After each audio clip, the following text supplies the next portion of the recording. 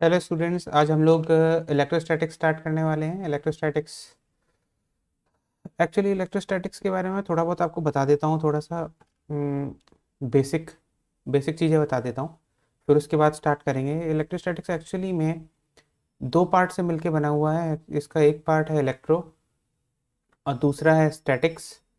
Electrostatics का मतलब है, इलेक्ट्रो मतलब इलेक्ट्रिक चार्जेस और स्टैटिक्स मतलब रुके हुए। They are not moving, they are stationary. तो electrostatics deals with the electric charges which are at rest or they are stationary, they are not moving.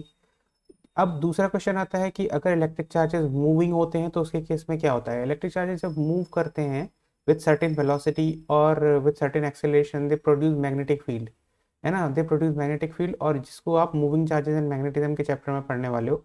तो अभी हम जिस चीज़ से डील कर रहे हैं वो रुके हुए चार्जेस से डील कर रहे हैं। तो इन सबसे पहले तो इलेक्ट्रोस्टैटिक स्टार्ट करने से पहले हम लोग इलेक्ट्रिक चार्जेस के बारे में थोड़ी बहुत चीज़ें जान लेते हैं। इलेक्ट्रिक चार्जेस बेसिकली होते क्या हैं। Electric charges basically they are intrinsic properties of matter. Intrinsic property क्या होती हैं? Intrinsic properties are those type of properties which are independent of मास।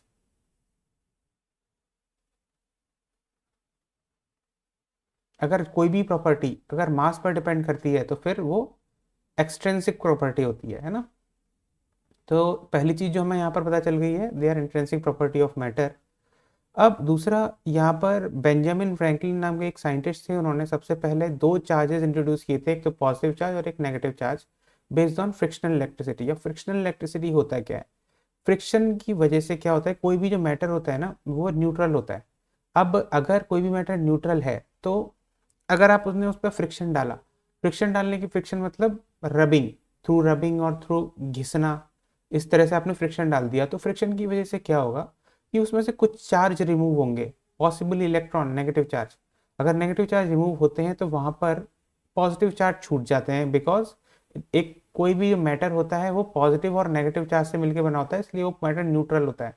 आपने यहाँ से नेगेटिव चार्ज रिमूव कर दी तो बचा क्या? पॉजिटिव चार्ज बच गया, तो वो चार्ज हो जाता है। तो इसी वजह से फ्रिक्शनल इलेक्ट्रिसिटी की वजह से, फ्रिक्शन की वजह से हम लोग चार्जेस प्रोड्यूस करते हैं। अब इसके बाद जो नेक्स्ट चीज़ है जो हम पढ़ पढ़ लेते हैं वो है इसके यूनिट्स क्या होते हैं। इसका ऐसा यूनिट होता है कूलम, और बस कूलम। और इसका जो चार्जेस होंगे वो कूलम्स में होंगे। और इसके बाद थोड़ा सा हम लोग कंडक्टर्स एंड इंसुलेटर्स के बारे में जान लेते हैं। कंडक्टर्स क्या होते हैं? They allow easy passage of electricity, इसको हम कंडक्टर्स कहते हैं। और रेसिस्टर्स, इंसुलेटर्स क्या होते हैं?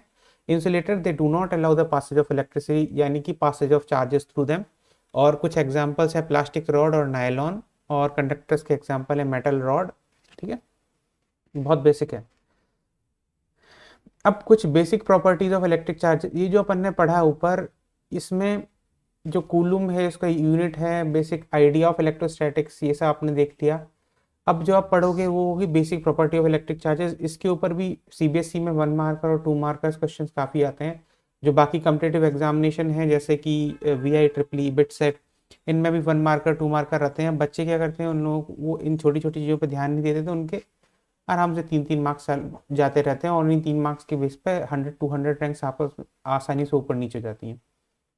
तो basic property of electric charges क्या होती है? पहली property, additivity of electric charges. Charges scalars होते हैं, चार्जेस स्केलर्स होते हैं, और ये बहुत ही इंपॉर्टेंट प्रॉपर्टी है। वाई?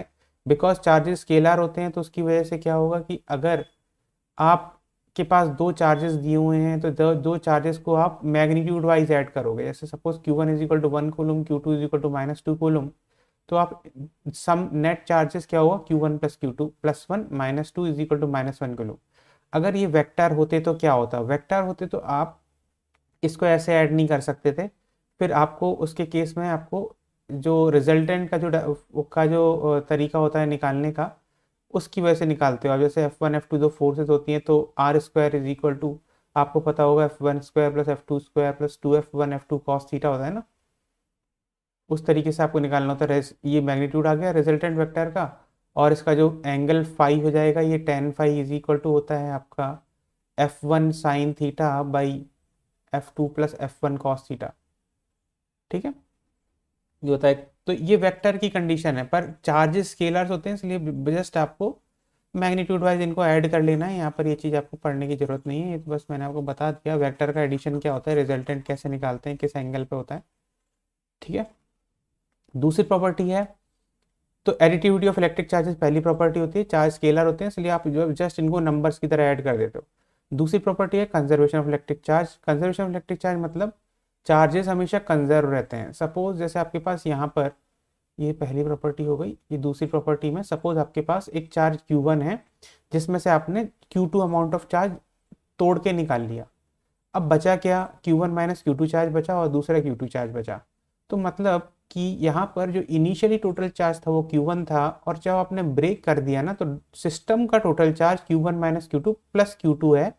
मतलब सम सिस्टम का टोटल चार्ज अभी भी Q1 ही रहा। ये लॉ रिप्रेजेंट करती है law of conservation of charge. मतलब जब आप किसी भी चीज को ब्रेक करते हो, चार्ज को ब्रेक करते हो बाय एनी मींस, फ्रिक्शन या फिर रेडिएशन या समथिंग एल्स, उसकी वजह से चार्ज पर कोई भी फर्क नहीं पड़ता। जो हम टोटल चार्ज सिस्टम का हमेशा वही रहता है। This is called the law of conservation of electric charges. Correct. Third one is quantization of electric charge. Charges हमेशा क्वांटाइज्ड रहते हैं, यानी कि एक चार्ज मतलब कुछ भी हो, 1 कूलम चार्ज है तो that will be an integral multiple of, integral multiple मतलब ये जो n की वैल्यू है हमेशा इंटीजर होगी। It will be an integral multiple of charge on an electron हमेशा। ठीक है, ये थर्ड प्रॉपर्टी है। इसमें इलेक्ट्रॉन का चार्ज होता है आपका 1.6 इंटू 10⁻⁻19 कूलम। करेक्ट, ये बेसिक चीज हो गई। ये बेसिक प्रॉपर्टीज हैं, इनके बेस इसके पहली प्रॉपर्टी और सेकंड प्रॉपर्टी के बेस पर और थर्ड प्रॉपर्टी के बेस पर भी आप कुछ प्रॉब्लम सॉल्व करते हो, ऑब्जेक्टिव या फिर 1 या 2 मार्कर्स। अब आते हैं इंपॉर्टेंट लॉ, कूलम्स लॉ। कि पहली लॉ ऐसी थी जिसके बेस पर इन्होंने एक्सप्लेन किया था कि दो चार्जेस आपस में इंटरेक्ट कैसे करते हैं। अब इस कूलम्स लॉ के अकॉर्डिंग क्या था, सपोज आपके पास दो चार्जेस हैं Q1 एंड Q2, है ना।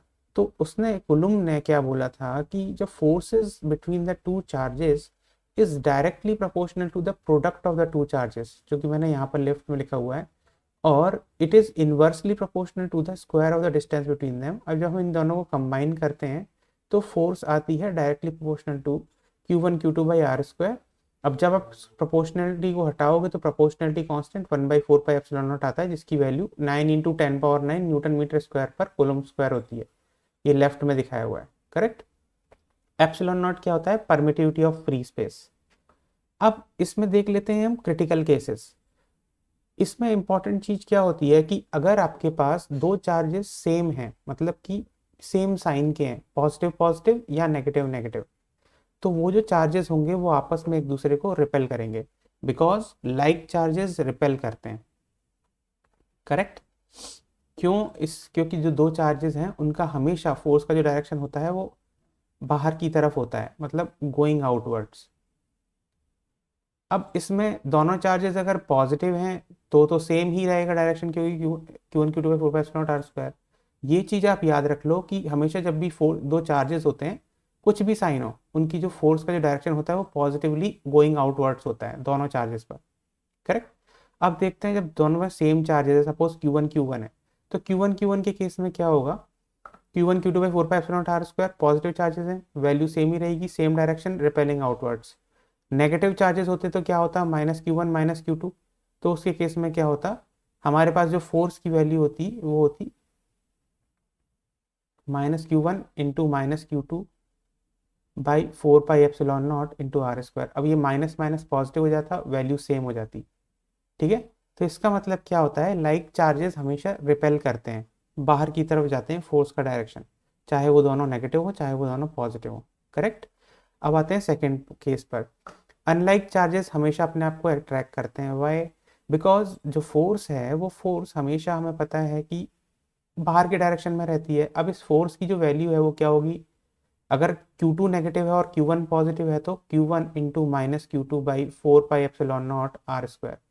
ये क्या हो गई, -Q1 Q2 by 4 pi epsilon naught r square. अब फोर्स वेक्टर है, नेचुरली फोर्स का जो डायरेक्शन था वो गोइंग आउटवर्ड्स था, लेकिन क्योंकि फोर्स की वैल्यू नेट फोर्स की वैल्यू नेगेटिव हो गई, इसलिए आपको डायरेक्शन रिवर्स करना पड़ेगा। तो इसीलिए ऐसा ही Q1 पे होगा और ऐसा ही Q2 पे होगा।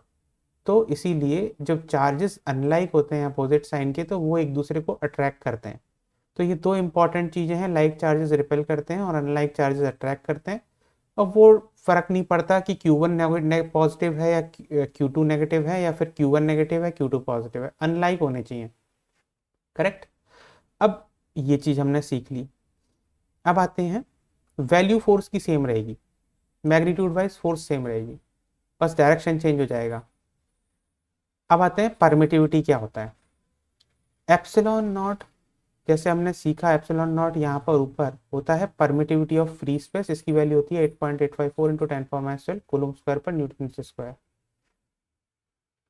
अब यहाँ पर सपोज कीजिए कि यहाँ पर जो दो चार्जेस थे उनके बीच में फ्री स्पेस ना होने की बजाय मैंने यहाँ पर पानी या फिर कोई दूसरा मीडियम डाल दिया, जिसका डाइलेक्ट्रिक कांस्टेंट 1.5 है, epsilon r is equal to K, value 1.5, जिसको हम डाइलेक्ट्रिक कांस्टेंट भी कहते हैं, प्रॉपर्टी ऑफ ए मीडियम होता है, ये आप कैपेसिटेंस में पढ़ोगे। अब ये डाइलेक्ट्रिक कांस्टेंट एक्चुअली में होता क्या है, डाइलेक्ट्रिक कांस्टेंट होता है relative permittivity of the medium. Relative permittivity is the epsilon by epsilon naught, यानी कि absolute permittivity of medium, absolute permittivity of medium यहाँ पर हमारे केस में वाटर है, divided by absolute permittivity of free space.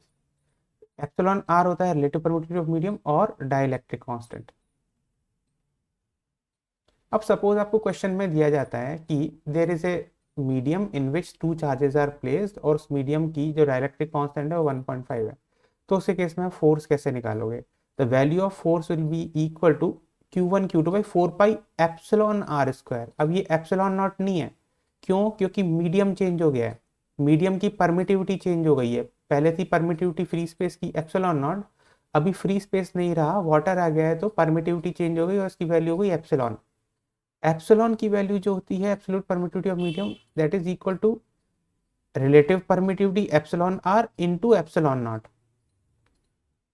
और क्योंकि हमें पता है कि एप्सिलॉन आर डाइलेक्ट्रिक कांस्टेंट होता है, इसलिए हम epsilon naught into dielectric constant की वैल्यू डाल देंगे, हमारा फोर्स की वैल्यू हो जाएगी। तो फोर्स की वजह से क्या होता, मीडियम की वजह से क्या होता है, मीडियम की वजह से जो फोर्स होती है ना एफ नॉट इनिशियल ओरिजिनल, वो कम हो जाती है, वो डिवाइड बाई के हो जाती है, और F becomes equal to F original by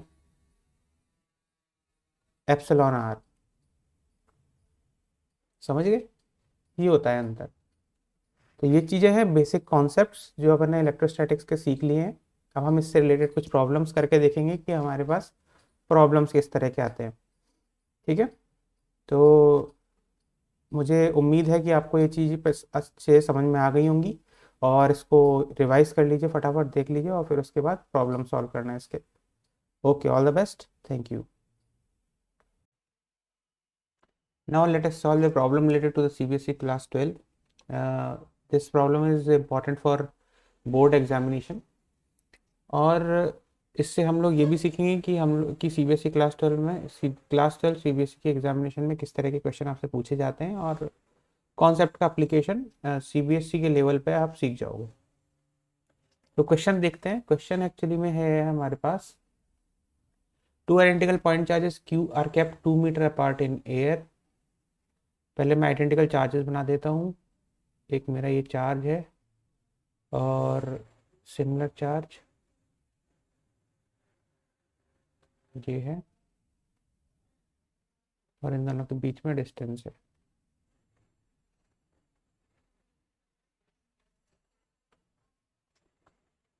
Q है, Q चार्ज ईच है, Q और are kept 2 metre apart in air, 2 meter apart. A third point charge Q of unknown magnitude and sign is placed on the line joining the charges such that the system remains in equilibrium. Okay. अब यहाँ पर मैं क्या करूँगा कि यहाँ पर ना कहीं पर भी किसी भी पोजीशन पे, सपोज यहाँ पर मैं एक Q चार्ज रख देता हूँ, और उसको मान लेता हूँ कि ये जो डिस्टेंस है, इसका जो डिस्टेंस पहले चार्ज से सपोज x डिस्टेंस पर है। सपोज ये आपकी मर्जी है कि आप लेफ्ट वाले चार्ज से रखो या फिर राइट वाले चार्ज से रखो, कोई फर्क नहीं पड़ता। Find the position and nature of capital Q. अब हमें जब इक्विलिब्रियम, इसका क्यू का इक्विलिब्रियम देखना है तो हम यहाँ पर क्या करेंगे ना, सबसे पहले तो हम इस पर फोर्स देखेंगे बिकॉज ऑफ लेफ्ट चार्ज। वो क्या लगेगी, वो राइट में लगेगी। और ऐसे ही force due to right charge capital Q पर लगेगी लेफ्ट में, है ना। इसको हम कहते हैं F1 और इसको हम कह देते हैं F2। अब यहाँ पर क्या होगा, F1 की जो वैल्यू है वो हमें पता है, F1 की वैल्यू क्या होनी चाहिए, according to Coulomb's law, capital Q small Q by 4 pi epsilon naught into x square. और F2 की जो वैल्यू होनी चाहिए, F2 की वैल्यू होनी चाहिए राइट वाले चार्ज से लेफ्ट की तरफ, तो उसकी value capital Q small Q by 4 pi epsilon naught 2 - x whole square. अब क्योंकि ये चार्ज इक्विलिब्रियम में है, फॉर इक्विलिब्रियम